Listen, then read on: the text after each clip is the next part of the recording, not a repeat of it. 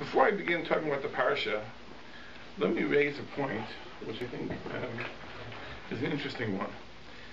Obviously, the Torah is more meaningful, more valid, more important if we assume that it's of divine origin than if we assume that it's a man-made work. Correct? You know, if human beings wrote it, then it's interesting. Certainly not legally binding. It may be wise, it may be good advice, but certainly there's no obligation, etc. Once we assume the Torah is divine, then it becomes a different thing entirely. So there have been many attempts over the centuries to prove the divinity of the Torah based on internal evidence. But somehow from the Torah itself, we would draw conclusions that must have been given by God, because such a book could not have been written by man. One of the techniques is to show that the Torah makes predictions of the future, which come true in an uncanny way. So it's inconceivable that a human being could make such super accurate predictions, so that's a proof that the Torah is divine. Now that method of proof, however, is built on a presumption that we can identify exactly when the Torah was written. Because if we can identify when the Torah is written and show that its predictions happen in the future, that proves it's divine. On the other hand, if the Torah was written after the events that it purports to predict and was predated, doesn't prove anything. Right? If I would write a book today describing the Vietnam War in great detail and then claim that the book was written in 1930, it would look clever, but it wouldn't stand up scrutiny. Okay? So we have to be able to identify when the Torah was written. So admittedly, this is a matter of debate among secular scholars, as we believe the Torah was given by God to Moshe Rabbeinu. And reconstructing the biblical chronology, we can say with a certainty that the Torah was given in this year, 2448 in the Jewish calendar. But if you would suggest that the Torah was given 1,000 years later, then its predictions of events that transpire over the 1,000 years are no longer predictions, they're retrospect views of history. So, okay, this is a question we're not going to get into today. But let's go with the traditional approach, that we can identify exactly when the Torah was given. So once we assume the traditional chronology, the Torah makes predictions of the future. I'd like to point out that not only does it make predictions of the future, and most of those predictions are in the book of Devarim, but in our parsha we have examples not of the Torah making predictions, but the Torah telling us information, historic information that could not have been of any interest. There'd be no reason for the Torah to record these incidents if not for the fact that the Torah was mindful of events that were to occur far into the future. But it's not a prediction per se, but it records information that is trivial, is meaningless, has no significance at the time that it occurred. Its only significance is in light of the fact that certain events are going to happen later, and therefore this also is a proof of sorts. Why does the Torah tell me this information? Because the Torah knows what's going to happen 1,000 years down the road, and therefore tells me this information as background. What am I referring to? I'm referring to the origin of two nations called Ammon and Moab. Now, it's true that the Torah, although it's fundamentally a history of the Jewish people, does talk about other nations too. Because obviously the Jewish people don't live in an island. They interact with other nations. So we have to know a little bit about those other nations. But the Torah doesn't tell us in great detail where they come from, their background, their history. It may give us a little bit of genealogy. If you go back to Parashat Noach, so you do have the genealogies of those nations, where the Canaanim came from, where the Amoreim came from, where the Mitzrayim came from. We don't have great detail about their history. But these two nations, Ammon and Moab, the Torah tells us in very, very great detail exactly where they came from. And they had a very, very unusual background. What happened was that when God destroyed the city of stone, there were 4 people who were saved. Lot, who's Avram's nephew, and his wife, and his 2 unmarried daughters. And as they're running away from the city, they are warned not to turn around and look back. And the Rosh explains the significance of that is because to see the downfall of others is only permitted if you are better than them. Because if you deserve to be saved, and the others don't, then you have the right to look upon their destruction. But if really you yourself should be among the destroyed, you have no right to look back and gloat. So the angels told Lot, listen, really you don't deserve to be saved. You're just as wicked as them. You're only being saved in the merit of your uncle Avram. So you have no right to behold, to witness their destruction. So don't you dare turn around and look.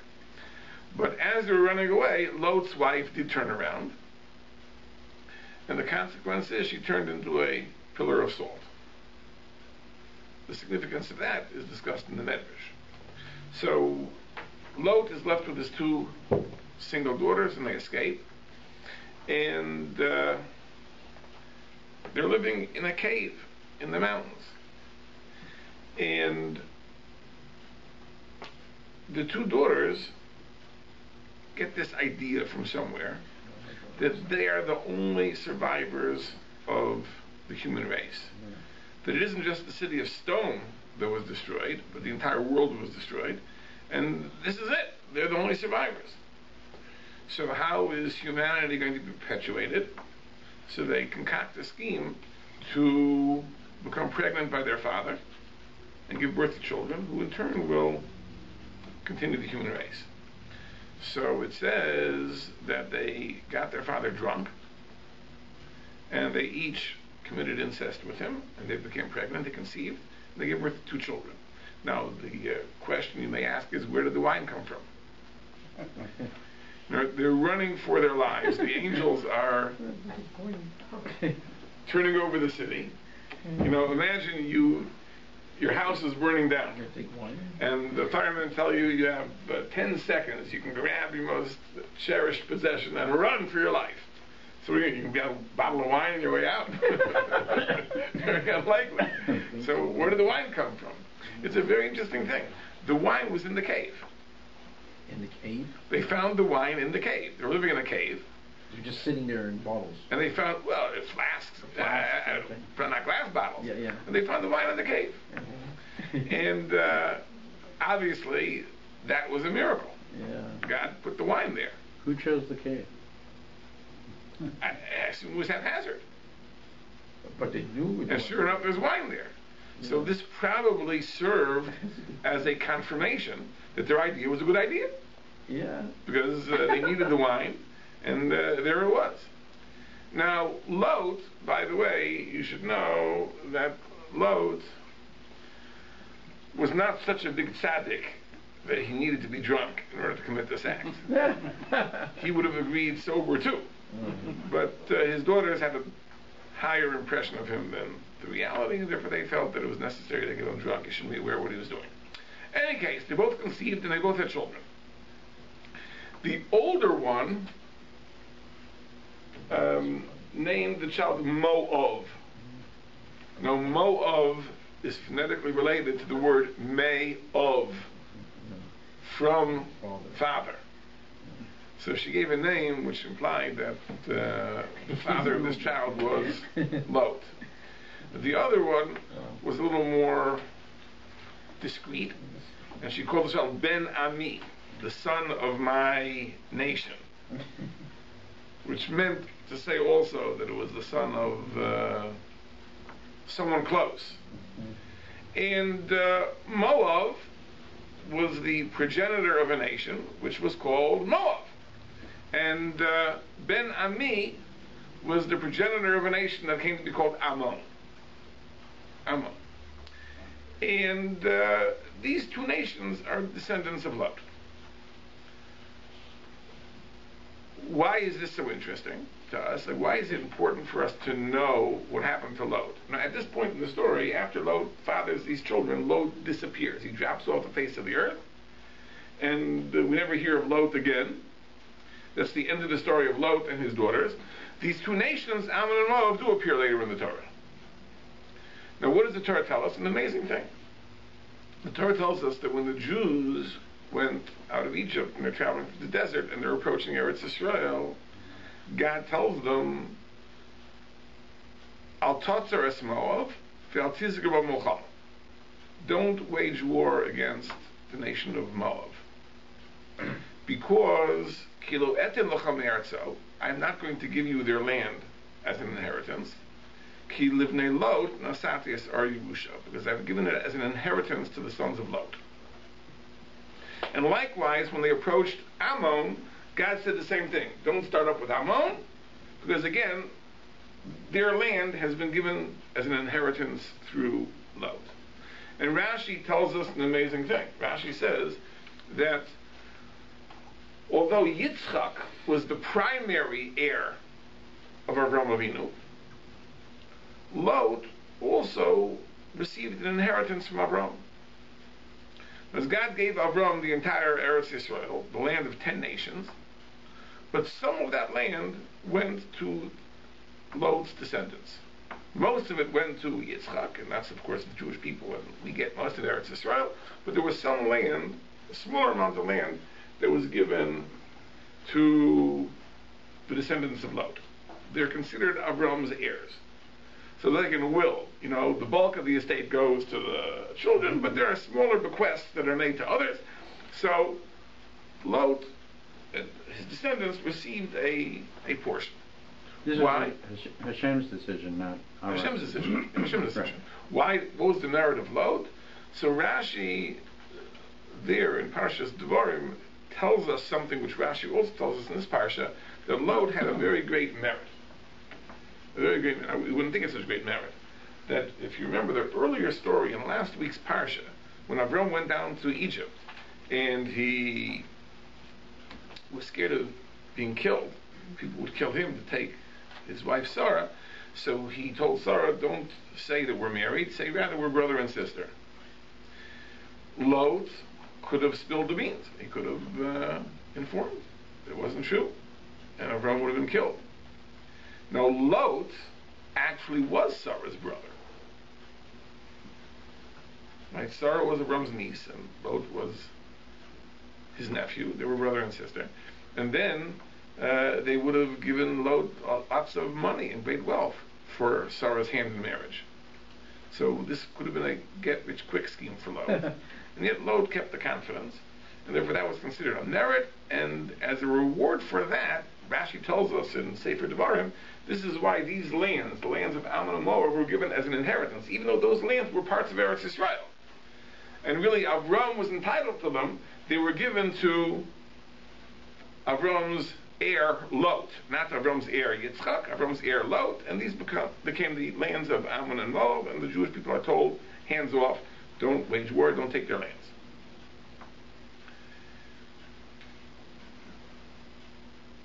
The Jewish people approached these lands, and they don't believe it. Moab doesn't believe it. Moab doesn't believe that the Jewish people are not going to overtake him. And Moab is petrified. They believe that the Jewish people are going to overrun the land and take it. And they believe that they can't raise an appropriate military defense. So they resort to a different tactic. They hire a wizard named Bilam to curse the Jewish people. So Balak, the king of Moab, hires this wizard Bilam to curse the Jewish people, and he tries to curse the Jewish people and is unsuccessful in doing so. 3 times he blesses them instead of curses them. We know the whole story in the Chumash. Later in the book of Devarim, at the end of Moshe Rabbeinu's life, he is giving the laws to the Jewish people of marriage and conversion, and he says as follows, basically, that the Jewish people accept converts from any nation,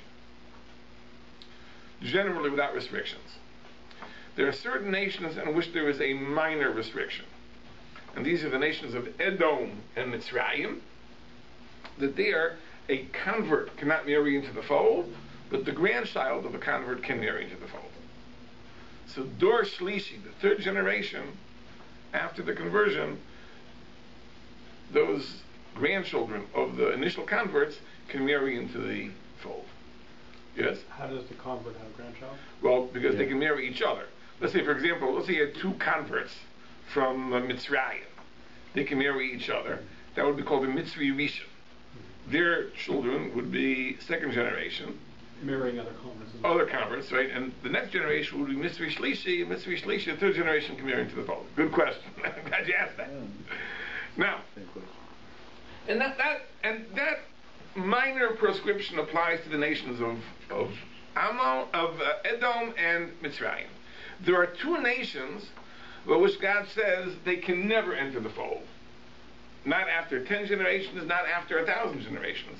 It says, Lo Yovo Ammoni Umoavi B'Kal Hashem. That a convert from the nations of Ammon and Moab cannot enter the fold. Why? So there are two reasons.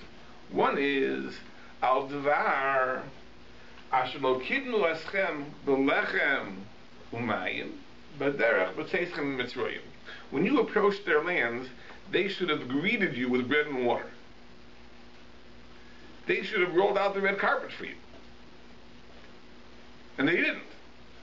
So that's one reason you can't accept the convert from them. Because they didn't roll out the red carpet. They didn't greet you with bread and water. And secondly, Vasher Sachar Alechas Bilam ben Ba'ar, they hired Bilam, the son of Bor, to curse you. So these are two black marks against Ammon and Moab, and therefore we don't accept converts from those nations ever. In other words, even if a person converts, they can't marry a natural born Jew. So that's the story of Ammon and Moab. Why is this so important? Why does the Torah have to tell us so much detail and so much information? And I mean, in the vast scheme of things, is it really that important that Ammon and Moab came from Lot? And well, it became very, very important much, much later in Jewish history, because there were two converts, two female converts from the nations of Ammon and Moab, who did marry into the fold. Now, whether this was permitted was a great matter of halachic debate at the time. But the Beis Din, the Sanhedrin, the Supreme Court concluded that the prohibition of converts from Ammon and Moab only applies to male converts. Female converts are allowed to marry. And the two female converts were, of course, the famous Rus, who was a convert from Moab. And she married Boaz, and they had a child, Oved, Salmon, Yishai, and David. So Rus was the great-great-grandmother of David HaMelech. Then there was a lesser-known convert who married Shlomo HaMelech, whose name was Naamah HaAmmonis. She was a convert from Ammon, female convert from Ammon. And since the Melech HaMashiach ultimately will come from David HaMelech through Shlomo HaMelech, so it comes out that the genealogy of Mashiach has blood, so to speak, genes, if you will, from these two female converts from Ammon and Moab. So the genealogy would also be through Naamah, because through Naamah, right? Because Shlomo had many wives. Yeah, but through Naamah, right? Through Naamah, through that wife specifically. She was the mother of Rechavam. She was the mother of the successor of Shlomo, Naamah HaAmmonis. So it comes out like this. It comes out that now that we know the later history of David HaMelech and Shlomo HaMelech and the history of Mashiach, we know that the story of Ammon and Moab is of tremendous, tremendous significance. Because this really is the source of the Messianic line. So at the time the Torah was given, My conjecture is, if we accept the biblical chronology, that the Torah was given when the Torah says it was given in the year 2448, or maybe at the end of the 40 years, 2488, people were undoubtedly scratching their heads, and they said, why in the world is the Torah telling me this? You know, how important is this story of Ammon and Moab and where they come from? And, why does it tell me this? And only hundreds of years later, when Rus entered the fold and David HaMelech was born, and David had a son Shlomo, who married a woman Naamah, who had a child Rechavam, who became the next king of Yehuda, through which all further kings of Malchus based David, of the dynasty of David, are descendants. Then people look back and say, oh, now we understand why the Torah discusses this at such great length. Right? Because the Torah is telling us information which at the time seems totally unimportant, but really acquires a cosmic significance only later in history, which is an amazing, amazing thing. You see, we don't appreciate it because we live long after the events, and we'll look at, of course, that's why it tells us that, because that's when where Mashiach comes from. But if we accept the biblical chronology, at the time the Torah was given, no one could possibly have understood what the significance of this thing is. And in fact, let me tell you something very, very interesting. It says in the Chumash that the reason God told Moshe Rabbeinu not to wage war against Ammon and Moab is because I've given these lands as an inheritance to Lot in the merit of that very good deed that he didn't reveal Avram's secret. But if you look in the Gemara in Bava Kama, the Gemara in Bava Kama says something else. The Gemara in Bava Kama says that the reason that God told Moshe Rabbeinu not to wage war against Ammon and Moab was to preserve the ancestors of Rus and Naamah. Because God foresaw that these two lovely converts of Rus and Naamah would come from these nations, and God said, if the Jewish people wage war against these nations, God forbid it might happen that their great-great-grandparents will be killed in battle, and they will not be born. And therefore, to ensure that they be born, God told Moshe Rabbeinu not to wage war against those nations. So Pnei Yehoshua, one of the classical commentators, asks the question, the Torah gives a different reason. Right? The Torah says you don't wage war against those nations because those lands were given as inheritances to Lot. Right? So what is the Gemara saying? There's a different reason. Now, Pnei Yehoshua asks this question, but the answer is very, very simple. What else could God have said? In other words, at the time, God couldn't have revealed the real reason.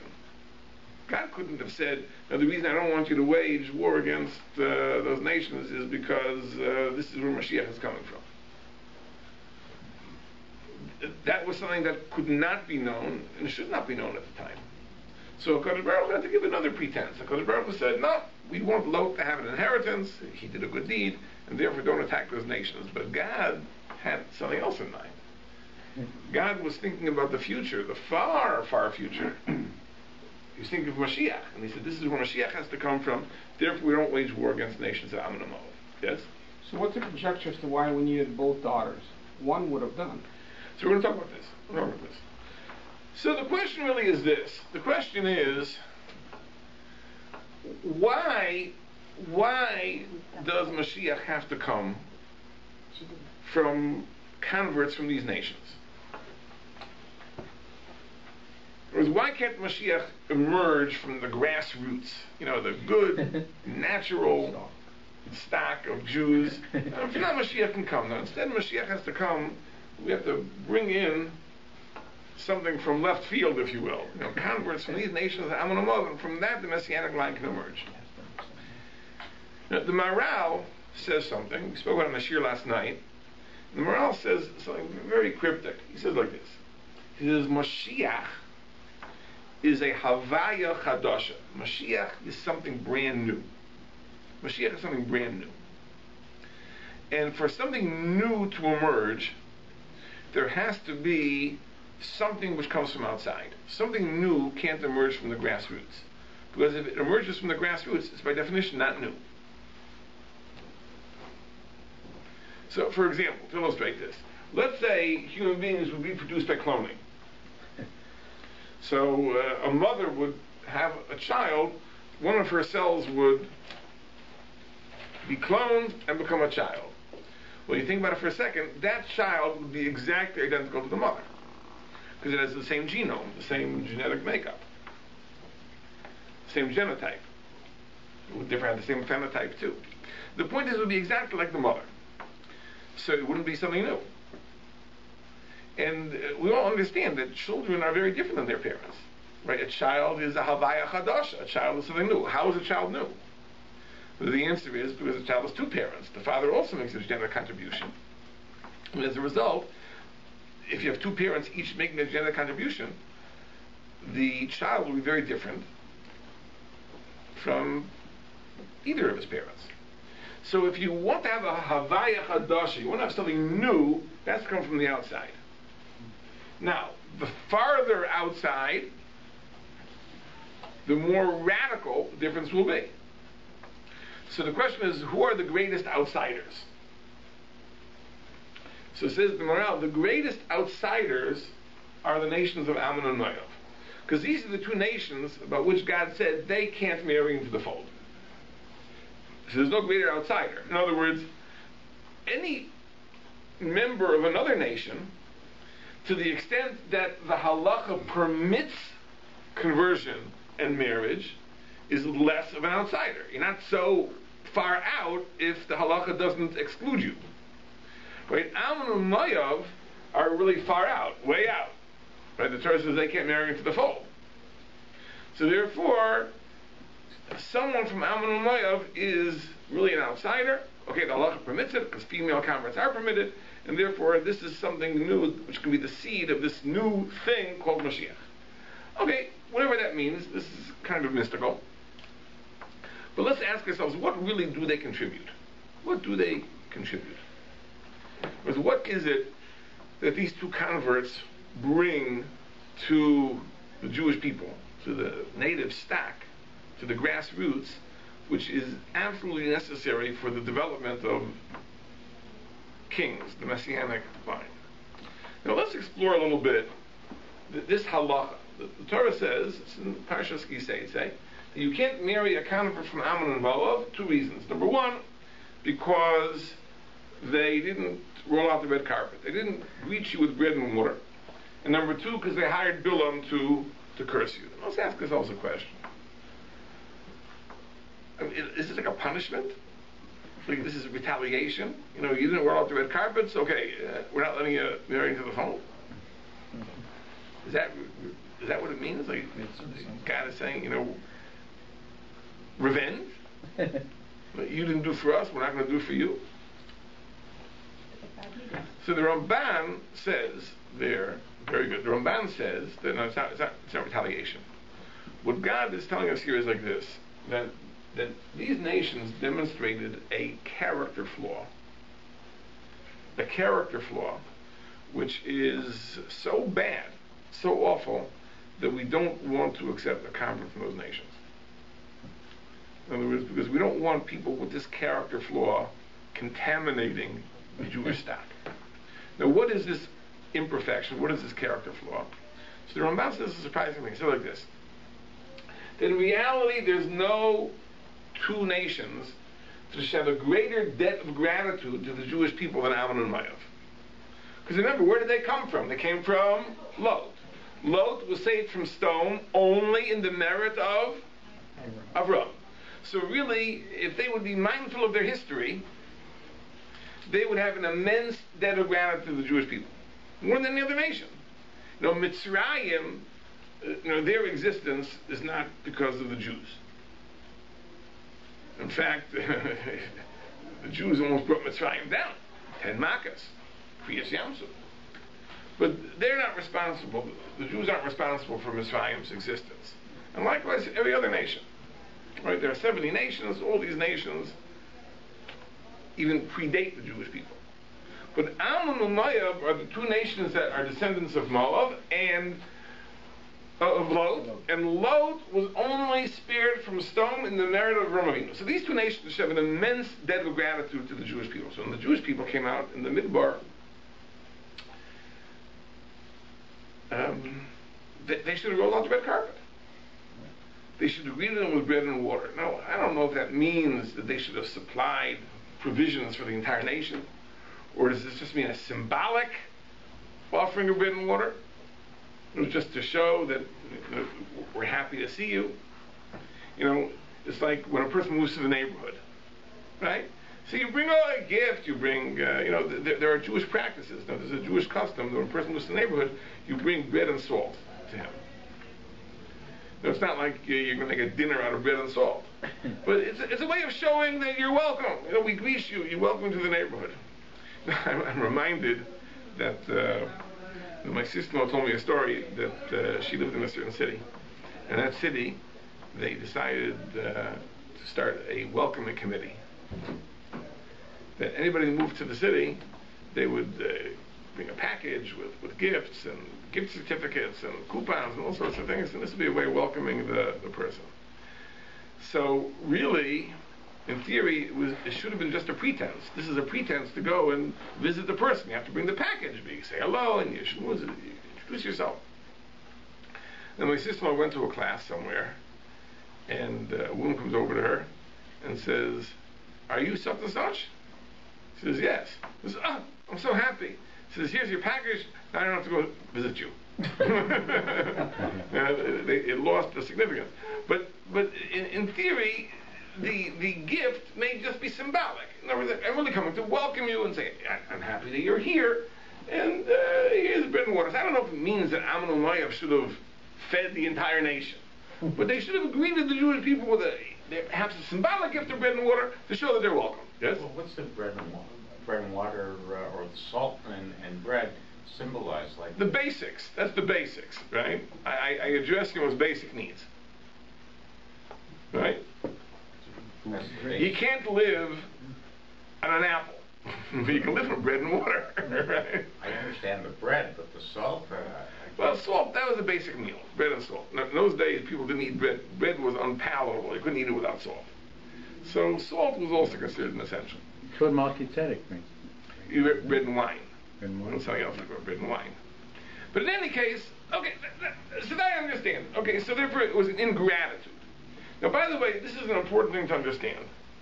The Rav Hutner Zecher Tzaddik Levracha writes this in an essay. He says that, if you've spent time in the company of great tzaddikim, Gedolei Yisrael, you see an amazing thing. That to them, a character flaw was considered greater grounds for dismissal of a person, for writing a person off, than even a terrible Aveira. But you can have a person who did the worst Aveiras. He was an adulterer, he was an idolater, he violated the Shabbat, the worst Aveiras, right? That was less of a question on the person than a person who displayed a personality flaw. If a person showed an underlying personality fault, that was the worst. That person was more readily written off than a person who committed the most severe Aveiras. And he writes, and what was considered the worst personality flaw, like if you had this flaw, you were finished, you were totally written off, was ingratitude. Ingratitude. Not laziness, and not stinginess, and not cruelty. The single character flaw that was the biggest refutation. If you had this flaw, that means you were finished. Forget it. We don't want anything to do with you. Was ingratitude. Where did these Gedolim get it from? This idea, from where did they understand that ingratitude was the worst? I think they got it from here. Nobody's perfect. Everybody has a personality flaw. So you can identify the flaw, the primal fault of each nation. This nation has this flaw, and this nation has this flaw, and this nation has this flaw, and yet they're all welcome. You can convert. We accept it with open arms. But the nation of Ammon and Moab, these two nations, what was their primal flaw? Ingratitude? That's it. Forget it. We don't want you. You can't marry into the fold. You're finished. So you see that ingratitude, it's a serious thing. So it's an amazing Ramban. Let's go a step further. It says, and on top of that, they also hired Bilam to curse you. Now this seems bizarre. Right? It seems bizarre. I mean, like, what's worse? What's worse? Like, what's a worse show of ingratitude? Not providing bread and water to the people to whom you're indebted, or hiring someone to curse the person to whom you're indebted? I mean, I would think that's a greater ingratitude, right? It's like, why even mention the bread and water? Just say right at the outset, you hired Bilam to curse them. Yeah, I think that that's not a kasha. It's not a question. I'll tell you why. How far do you have to go for gratitude?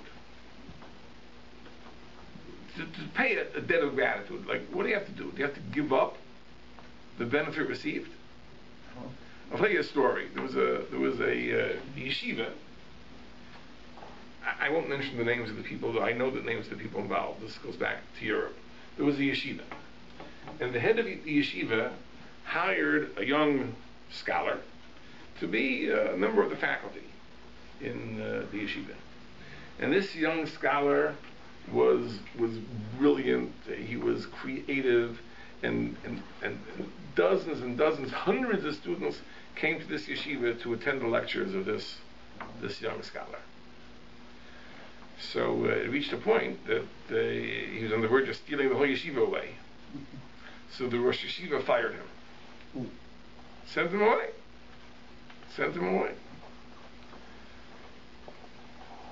So he goes into the Rosh Yeshiva and says, I don't understand. He says, before I came, this yeshiva was a small, not so successful yeshiva. He says, I came, he says, I built the whole yeshiva. He says, now you're firing, where's your gratitude? So the Rosh Yeshiva answered, I'm very appreciative of what you did for the yeshiva. I have great hakara satov, tremendous gratitude. But what do you have to do to express your gratitude? Do you have to give everything up? You're telling me I should be thankful to you for building the yeshiva, but now you're going to take away the yeshiva, so I have to give you the yeshiva out of gratitude? So there's a gvul, there's a limit. You don't have to give up the benefit received because of a debt of gratitude. Whatever the story is, right? But let's ask ourselves the question. Moab, its very existence, the existence of Ammon and Moab are, because of Avraham Avinu, they should have a tremendous debt of gratitude to the Jewish people. They perceive right now that the Jewish people are on the verge of conquering them, overrunning them, wiping them out, and taking away everything they have. They feel that the only defense, military defense is out of the question, the only solution is to hire Bilam. So what are they going to say? They shouldn't do it because of a debt of gratitude? Out of a debt of gratitude, now allow yourselves to be conquered, overrun, wiped out, right? Because you have a debt of gratitude because what everyone did for you. Says that's not a question. They shouldn't have hired Bilam. To give bread and water, that I understand. You have a debt of gratitude. So you bring out bread and water. Maybe it's only symbolic bread and water. Then certainly that they should have done. But to give up their entire country, that the land should be taken, the population should be decimated, that they should accept out of gratitude? There's a limit to gratitude. So really, hiring Bilam should not be a critique at all. To blame them for not giving bread and water, that I understand. But how can you blame them for hiring Bilam? But the answer is very simple. The Midrashim tell us that the Jewish people sent messengers to Ammon and Moab and told them, says, listen, you have nothing to fear. Because God told us not to wage war with you. These lands were given to the Lot as an inheritance. We have no interest in your lands. We're not going to fight you. Don't be scared of us. But they didn't believe it. They didn't believe it. And therefore, that's why they hired Bilam. Why didn't they believe it? Why didn't they believe it? Says the answer is like this. And this is something that we have to know. One of the great mistakes we make in life is if we think a certain way, we think everyone thinks the same way. We can't imagine people thinking differently than we think. If I am an ingrate, I can't imagine somebody being grateful. It's not possible. In other words, if I feel that I don't owe you anything, everything is coming to me, I don't owe you anything, right? Someone else should feel a debt of gratitude. So the Jewish people come and they send the following message. Listen, it says, we're not going to attack you, even though we can. We're much stronger than you. We're much bigger armies than you. God is behind us, so we can do whatever we want. We can wipe you off the face of the earth if we want to, but we're not going to do it. You know why? Because we have a debt of gratitude to you. Why? Because your great-great-grandfather Lot once did a kindness to our great-great-great-grandfather Avram, that when they were in Egypt, he kept a secret, and as a result, Avram's life was spared. So since we're so grateful to you, right, we're going to let you keep these lands as inheritance, we're not going to start up with you. So what was their reaction? Are you kidding? Are you kidding? You know, if you think it sounds strange, just think of Osama bin Laden in some of those talks when he was still alive. He'd mentioned these humiliations of the Muslims that were 1,500 years ago. And he was this and this happened and this happened and this happened, and we have to avenge it. It's bizarre. Like what? That's on top of your mind. Something happened 1,500 years ago. Right? So it's the same thing. What?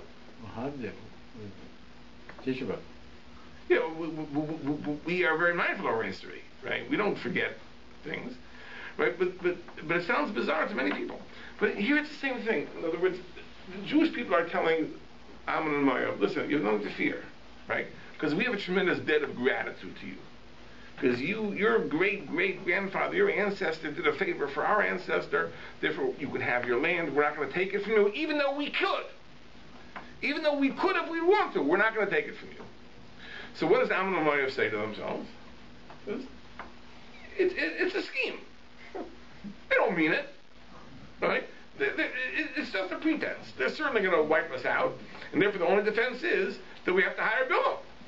We have no other defense. So the hiring of Bilam is indicative of something very, very, very amazing, which is this. The fact that they're ingrateful is bad enough. But here, it's not just that they're ingrateful. It's they can't imagine that there's any group of people who are any different.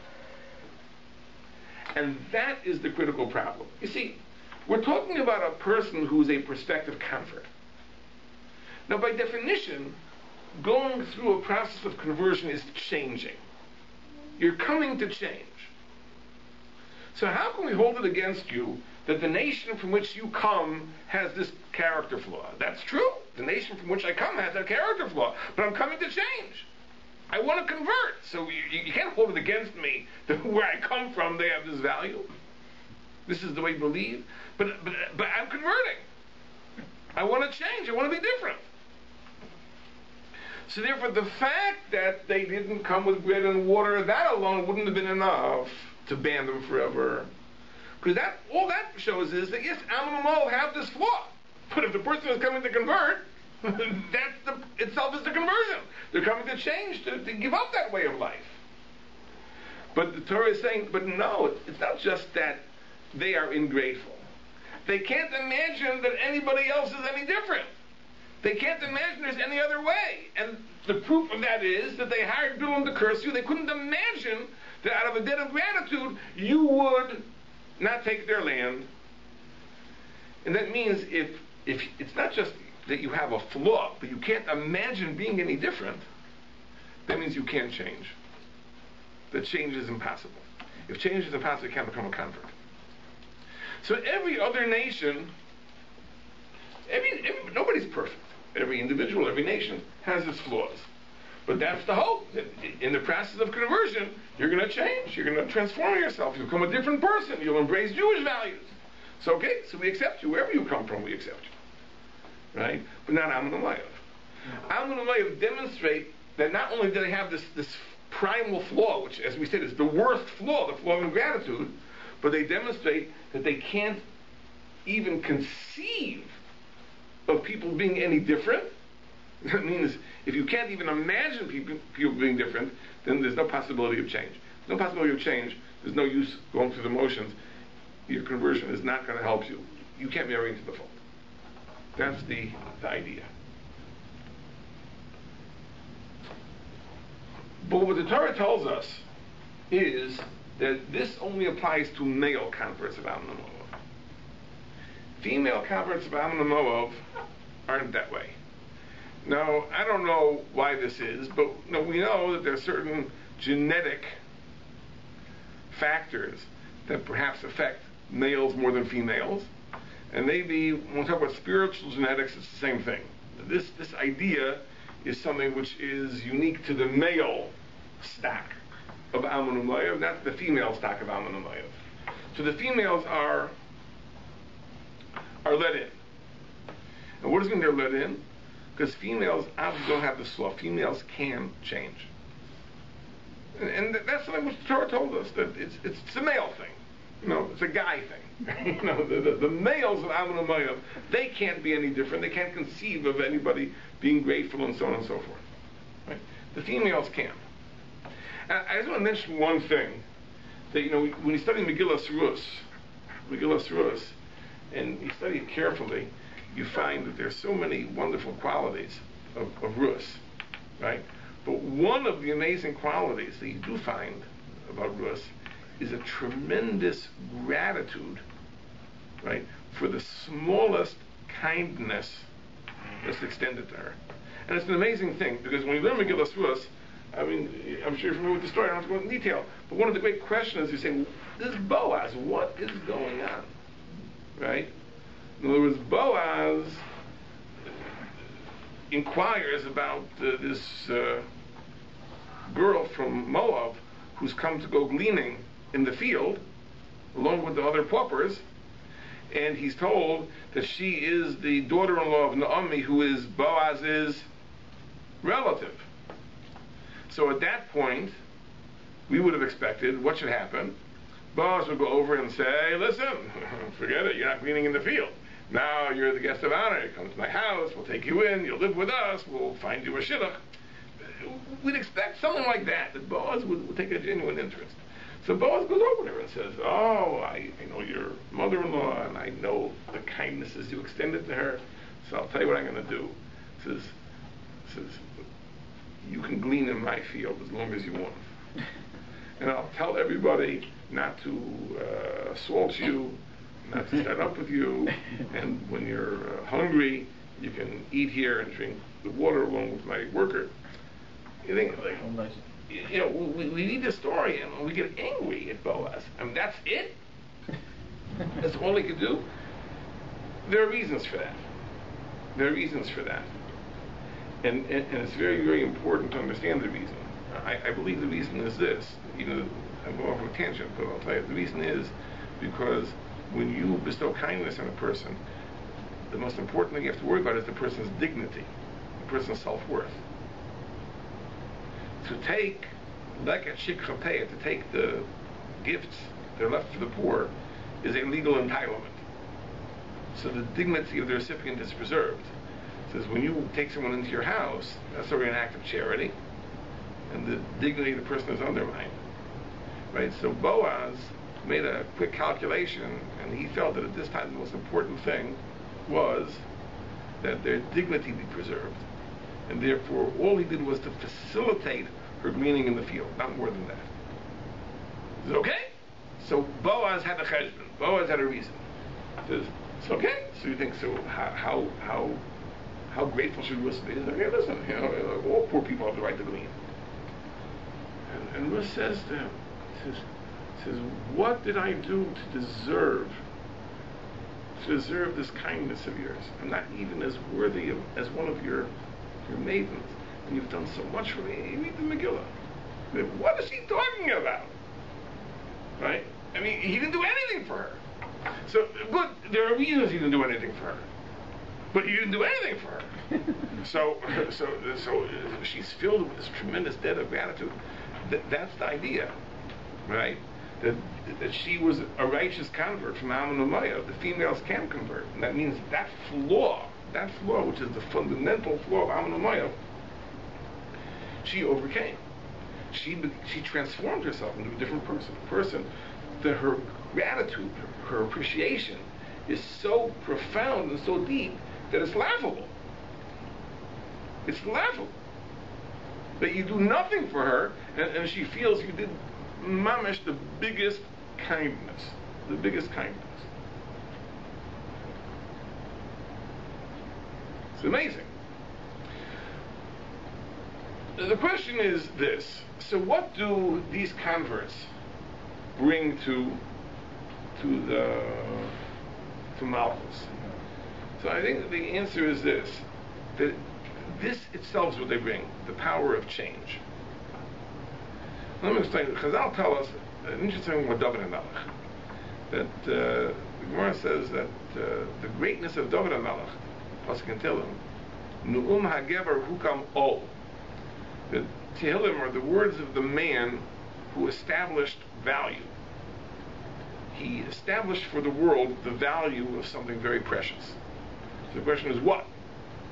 What did David establish as being valuable? So the Gemara says, Heikim Ulashal Tshuva. Right? David HaMelech showed the world the value of Tshuva. We know that David HaMelech had an episode, a terrible sin, the sin of Bathsheba, and he repented, and God accepted his repentance, and that demonstrated the world the value of Tshuva. The question is, why is that so important? Is that just a coincidence that he happened to be a king, and he demonstrated the power of Tshuva? I think that there's a very deep connection between a successful king and the idea of tshuva. You know, we talked about this last time a little bit. We talk about leadership, right? True leadership requires the ability to adapt to changing circumstances. In other words, situations and circumstances are always changing. If you apply the same old prescriptions, the same old solutions to ever-changing problems, you're going to get it wrong every time. You know, this is the solution to last year's problem, to last decade's problem, to last century's problem. That's not the solution to today's problem. Right? The ability to see that things have changed, the ability to change one's policies, to change one's priorities, right? That's something which is absolutely necessary for effective leadership. I'm not going to give any political commentary tonight, even though I'm very tempted to. I wonder if this video could be looked at 20 years from now and still make sense. But you can think of examples. After the video turns on. Yeah, you can think of examples, you know, of politicians and statesmen who have the flexibility to see that certain times call for certain approaches and certain times call for different approaches, and others who are so entrenched in their ideologies that you know, every situation calls for the same solution, which may sometimes work but doesn't work all the time.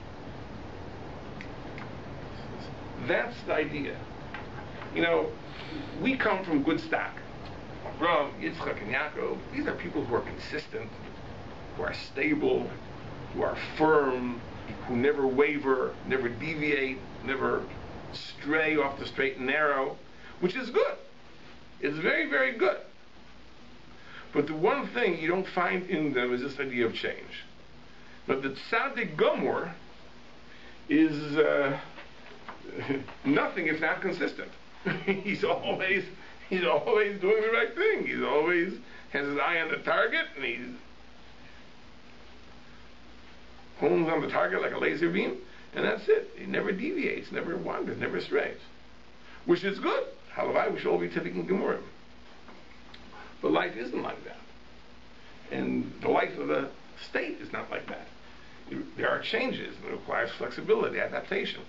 I believe that's the something extra that these converts bring. These converts bring. They bring the idea of flexibility, the idea of change, the idea of transformation, right? And that's necessary for Malchus. It's necessary for kingship, right? It's interesting to note that there was a king before David, and there was Shaul. And Chazal tell us that, the Navi tells us Shaul lost his kingship. It was really over the debacle that he mishandled the war against Amalek, and for that his kingdom was taken away. But if you read the story, you see the basic difference between David and Shaul is that when Shaul erred, he could not see he made a mistake. Right? Even after his sin, he said, I did the word of God. And Shmuel had to rebuke him harshly. He said, no, you didn't do the word of God. Right? And David HaMelech, as soon as he was confronted by Natan Hanavi, he admitted he sinned. Right? The ability to recognize the need to change and the ability to change, right? That's something which allows for continued malchus. If you don't have that power, if once you make a mistake, you're committed to the path, then you'll lead the country into oblivion before you know it. And therefore, we understand it. Shaul did not have that. Shaul didn't have that contribution that Rus and Nama brought. Right? David and Malach, and in turn Mashiach, do have it. Maybe Mashiach will have it even more than David, because David only had it from Rus, and Mashiach will have it from Rus and Nama. So maybe he had a double dose of it. But the idea is that this is something which is integral to Malchus. This is the added element which makes the Melech HaMashiach a Havaya Chadasha, something new, something which could not emerge from the grassroots. The grassroots of the good, stable, solid Jews, right, couldn't produce the person who has the potential for such radical transformation and change. That has to come from outside, by definition. And that's the contribution that Rus and Nama make, and of course that's the line of Melech HaMashiach. And that's why this parsha, which tells us the whole story of Ammon and Moav, is so significant, because it's really giving us the background for events in history that are going to take place years and years and years later. As I pointed out, that if we accept the biblical chronology, at the time the Torah was given, no one could possibly have understood what is the Torah telling me the story for. Well, who cares? Right? But it's one of those things that we only understand in retrospect. Hundreds of years later, looking back, oh, that's why the Torah tells me this story. Wow.